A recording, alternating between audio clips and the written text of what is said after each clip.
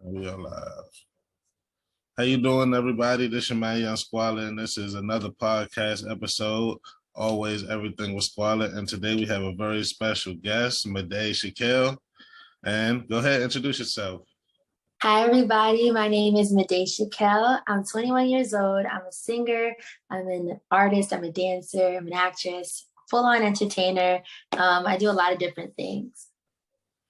Cool. So, first question I want to ask you is, how did you get started doing the TikTok thing? Well, it was like trendy at the time. So I was just on TikTok just because I didn't use it necessarily in the beginning to like push my career, but I was just also like, let's just do cool stuff. Cause I feel like the videos I was seeing, like, I can do that. So if it can go viral, let me just do it. But I was doing like the trending things and they weren't going viral. So I'm like, okay, TikTok is clearly not my avenue to like go viral. But I went I started making videos like earlier this year on more of like okay, let's use this to like show them who I am and my talent, not just trying to be like the cute it girl and think I'll go viral for my outfit and stuff like that. So I had posted a video of me singing in a different tone, a very nostalgic tone. And people liked it. It didn't go viral right away, but it was like, okay, people like this. So let me just keep this up because now I know what people will like. And I just kept doing it, but then it became like a thing. Like now I was getting like requests and I was like, okay, I have a niche. Let's keep it up. And then I went viral. So that's how it pretty much started. Okay. I did see, and I watched another interview where you were. You was talking about that you started off doing the Lion King.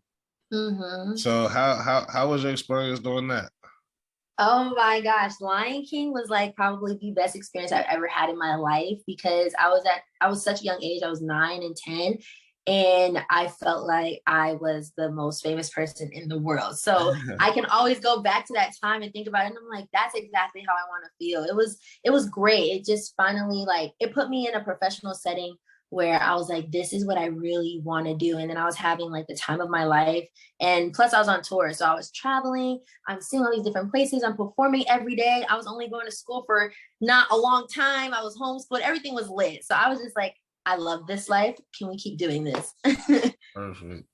Yeah. So what part did you play? I played young Nala. Okay. Yeah. I know that probably was fun. It sure was. Sure was. So how did, like, when you were touring at that young age, like how did you manage like keeping up with social life, school, and everything like that? Well, my mom was on tour with me, and there were 3 other kids in the show because at that time, well, at that age, there's child labor law, so you can't perform for a certain amount of hours. So there would be 2 people playing the same role. So I'll play Nala like Monday, the other girl playing Nala Tuesday, and we just alternated. So there was a balance, even though I was still at the theater backstage just in case something would happen. So I was pretty much always on call. But I had my mom, so of course she was like my rock through the whole thing. But we did have a tutor, and we went to school from like 11 to 4. But we were cramming in so much work, and then we get off stage and we're still doing homework, and then we're like, okay, put this on pause, back on stage. So we were just always doing school. It felt like, but it was broken up a lot of the times. And then being on tour too, you also get like a day off. So like that was a day we'd explore the city. So I'd still be living like a life sometimes, but I enjoyed it. Wasn't thinking about no social life. I'm like, oh, I can leave real school. Bye, y'all. I'm on tour. So I was lit. So what cities did you go to? Did y'all ever leave the country?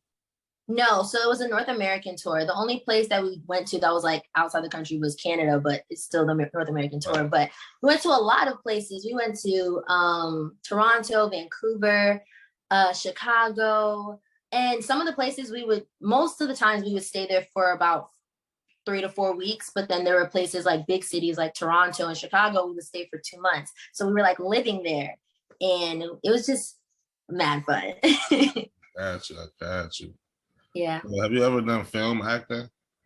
Yes, I have. So when I finished doing The Lion King is when I started to break out into that.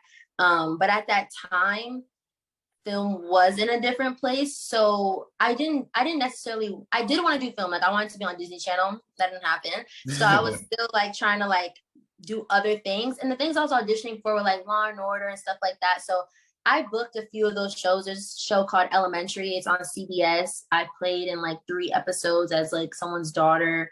And it was like a reoccurring role for that short period of time. And then I did like this show called Celebrity Ghost Stories, and I played T-Boz's daughter, which was really cool. What's up? Yeah. And we were like reenacting a story where she experienced a ghost. So that was really fun. And then I've done like ring pop. I did a ring pop commercial, and yeah. So I have done those things, but I haven't done it on a large scale where I feel like it's all about me. It's just like, I'm playing a role that is catered to that role. So how was your experience doing that versus being on stage actor? On stage, I think I felt a lot more free because when you're on stage, there's no redos. So you're just going through the show. You're like scene 1, scene 2, scene 3, intermission, back. You know what I mean? But on camera, you're doing the same part over and over and over again. I feel like in those times too, maybe at the time I just wasn't as invested on film, but because it was such a drastic difference from being like on theater, I felt not as connected because I'm repeating these same lines. I'm not living in it anymore like I would be on Broadway.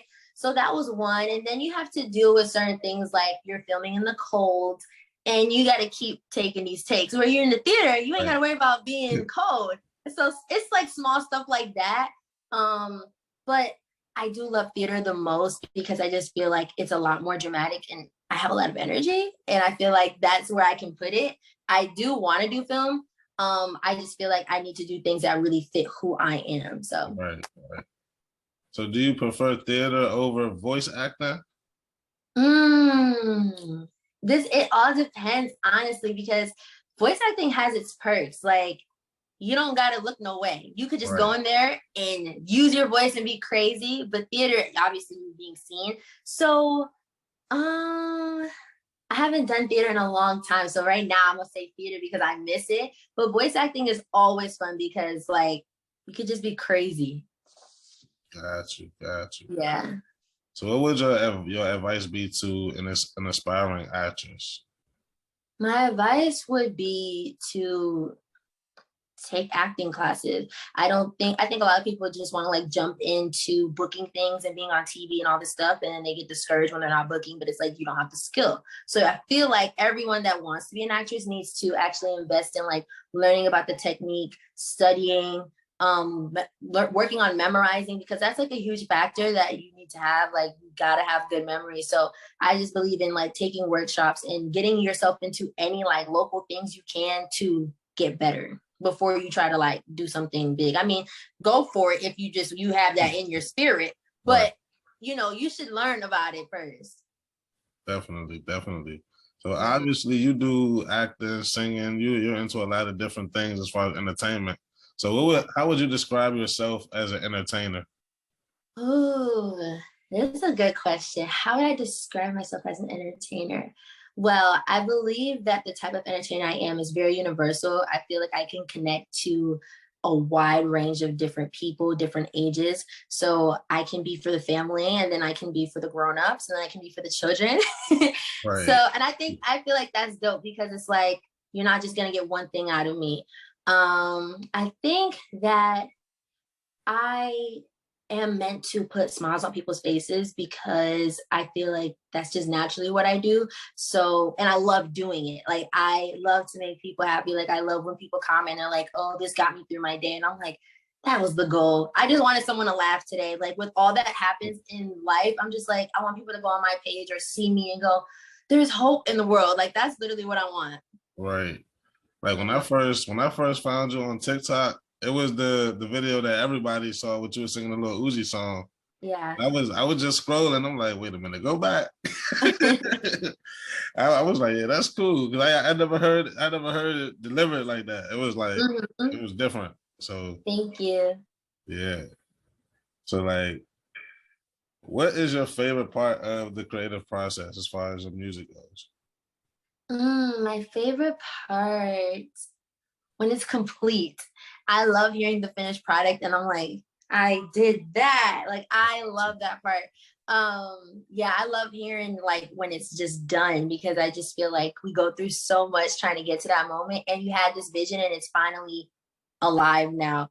Going through the actual process can be a little like frustrating, at least for me, because I am such a perfectionist and I'm learning to understand that you're never going to be perfect. You're just going to keep evolving. And I feel like that has been something that I've been trying to make my mind remember, because I'll be in there and I'm like, this is not sounding like what I wanted to, but I'm like, you know what? Trust the process and you'll love it at the end, because that always happens. I'm like, I'm getting all frustrated, but I know I'm going to love this when it's done. So I love when it's over and I can finally hear it. I definitely can relate. Mm-hmm. So do you write your own lyrics, or do you like have help, or so I've done both. I've wrote a few songs by myself, and then I've also had like co-writers. And yeah, I usually write by myself when I really have something on my mind. And then other times when I'm like, I want to create something, this is the vibe I want, then that's when I usually have other people help me, because they help me bring my vision to life. But not most of the times, but other times, like I said, it's definitely when I'm going through something where I'll write it all by myself, because I feel like that's going to be the most authentic. And I'm like, this is how I feel. So yeah. All right, and so we see that you're like an amazing singer. You have great vocal control. Like you really do that. And how the question is, how do you maintain the vocal control that you have? Well, I have been trained professionally singing wise since I was 5. I don't believe that I was one of those kids that just came out the womb and was singing perfect notes and everything. Like, you see those little like 6-year-olds and they're just great. You're like, that wasn't me. I don't think that was me. I just feel like I had the passion for it to actually become good at it. So I did have training when I was 5, and I've always pretty much had training through 5 all the way through Lion King, because you're pretty much rehearsing every day. So it was just always hands-on with my voice. It was never like I'm in the mood to sing. It was like I'm always singing. So I got better like that. And then now I don't necessarily have vocal training, but I just keep up certain habits. Like I am a tea girl all the time. I have my little 1s and 2s in my tea, my ginger, my honey, my throat coat. Like I'm all about that, drinking a lot of water. And then like working out, that also expands your lungs so you can be better. So I just like keep up with the maintenance of it, and then just not perfect it, evolve it, if that makes sense, but make it better every time I sing. Right. So yeah. I know you say you drink a lot of water. What's there's a lot of different waters out now. So what are you a fan of? I like me a little alkaline water. I like Essentia. I think that's how you pronounce it. But I'm not gonna lie, I don't be always drinking those same waters. But if I'm feeling empty, that's what I'll drink. But if there's water around, I'm just gonna drink it, because I need to be hydrated at all times. Like I just try not to engage in things that can be detrimental to my voice. And if I do, definitely at a balance and at like a boundary where I'm like, okay, this is only for this time. This is not my lifestyle. Right. Yeah. So who are your biggest influences in music? Ooh, biggest influences. Okay, so Christina Aguilera, that's one. I just feel like my voice has been always able to like imitate her, so I'm just like, I love it. Who else? Another big influence with my voice. Tiana Taylor, for sure. Toni Braxton, Demi Lovato. I could definitely hear that too. Like now that you're saying those names, I can hear it. Yes. Honestly, it's not, although I just named some people, it's more so like different eras that have created the sound that I have now, because I can list thousands of different people that I'm like, they've inspired me, because ever since I was a kid, I was always a sponge. So anything I heard, I'm like, I programmed it into my brain. I'm like, okay, I'm going to do this. So everything I've ever heard in life, I've just taken it in, and now I just try to make it my own. So a lot of different people. Cool. So what would set you aside from another artist? Like what would you bring to the music industry? I believe that a lot of times today there are artists who music was like their hobby, and they got fortunate enough to make it pop. But for me, a lot of that. Yeah. But for me, I've been studying this my whole life, so I feel like an OG in what I do. I feel like I'm very seasoned at the age that I'm already at, just because I've already had so much training, and there's artist development that's already within me. And the way that I'm thinking is longevity. It's not just for this moment. I think of things that are like, is this gonna stick in 10 years, 20 years, 30 years? Like, and I know a lot of people do say that, but they ain't really on that. And that's really what I'm about. So I think that my passion and how long I've been doing it for will set me apart. That's perfect. That's perfect. So what are some of the obstacles that you've encountered as an up and coming artist? Um, Not letting numbers affect my mental state, because now today that's like the one of the major keys. Like, you can be mad talented, but if you're getting 0 views, labels are not looking at you. Right. So I'll be like, I'm so frustrated, because I'll probably see someone else who you know, in their own right is doing what they're doing, but I'm like, but they went viral with it, so now they're already able to do what I'm trying to do. Right. So exactly. the numbers has definitely been a factor, because like, definitely going viral the way that I have, like the video that you saw was my most viral video. Like right now it's at 20 million. So now when I post and I don't wake up to like 1 million, I'm like, am I not good anymore? Do they not love me? And I know that's not true, but like that million did something to me. So my mind is always like, we gotta go bigger, we gotta go harder. Definitely the numbers game has affected me for sure. So have you encountered any like janky promoters, janky venues, any people trying to get over on you? Not to the point where they are affecting me. They might have tried to send a little message, and I'm like, I know what this looks like.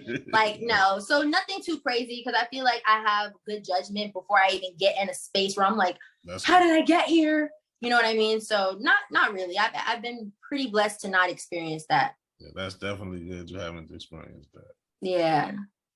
So what are some short-term, long-term goals you have as an entertainer? A short-term goal.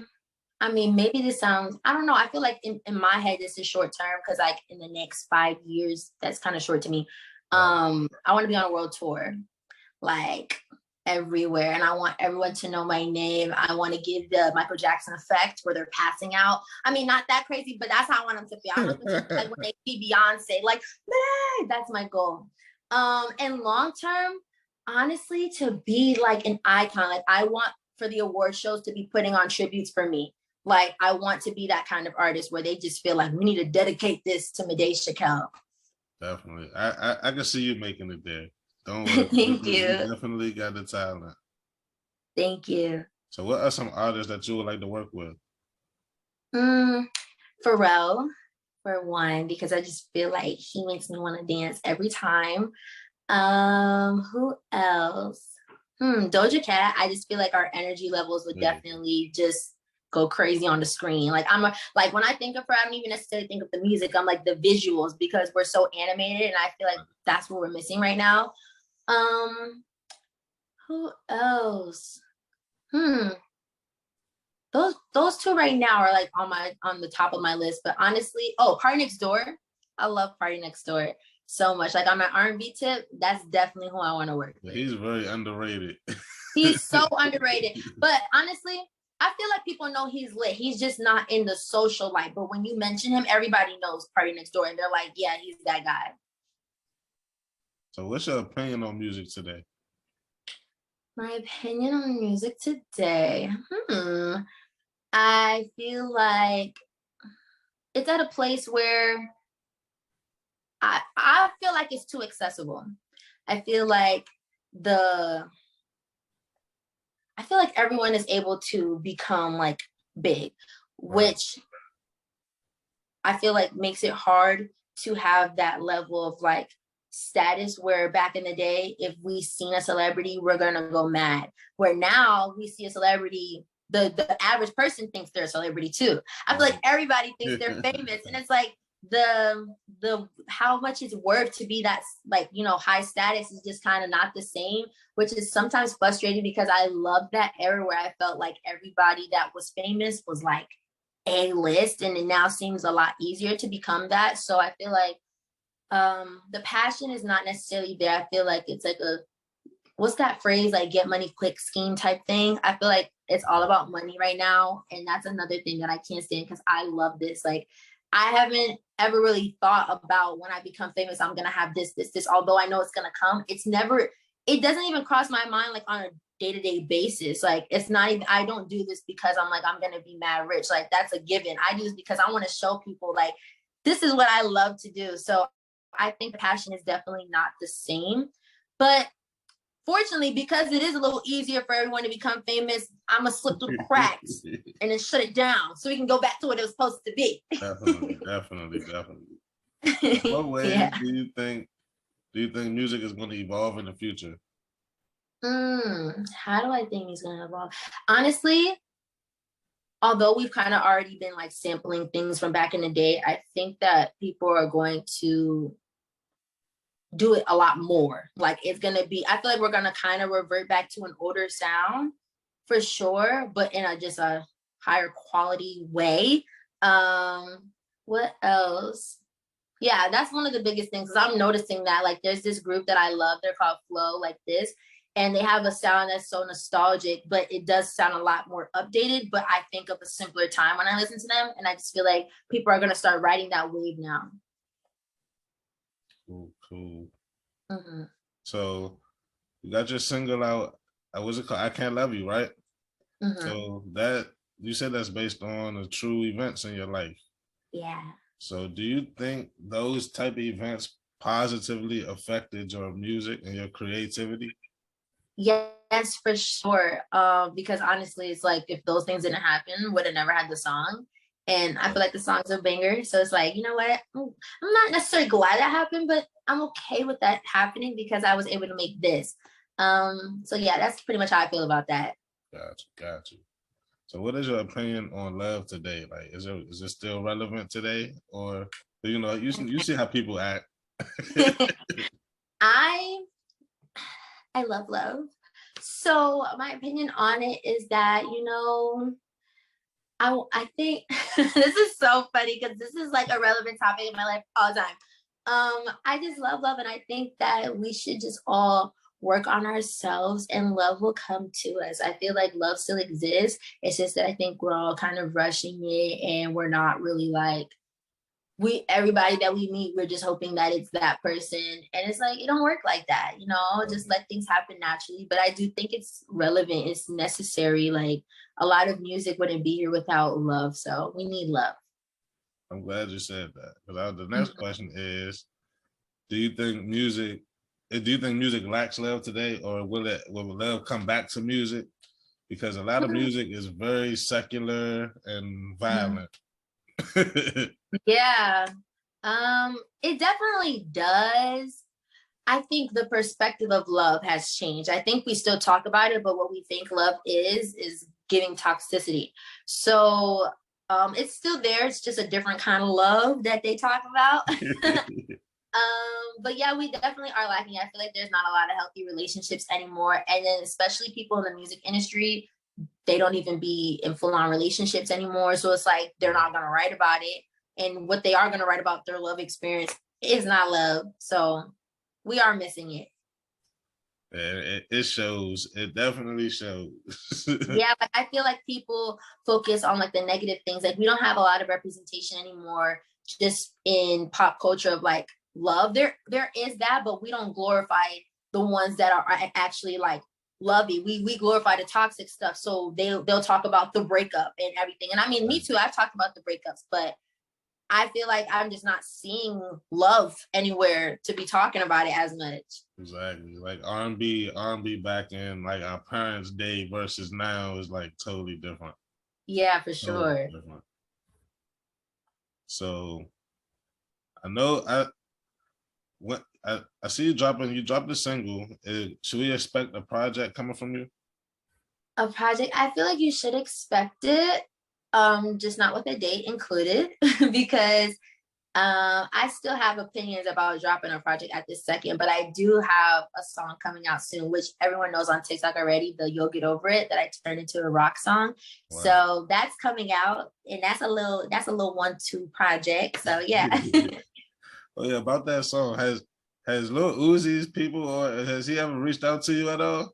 No, not yet. I think that I might hear from them as I keep making the song bigger. So right now, I haven't heard from them. Okay. So yeah. Aside from that, what can we expect from you in the near future? The near future, you can expect a lot more visuals.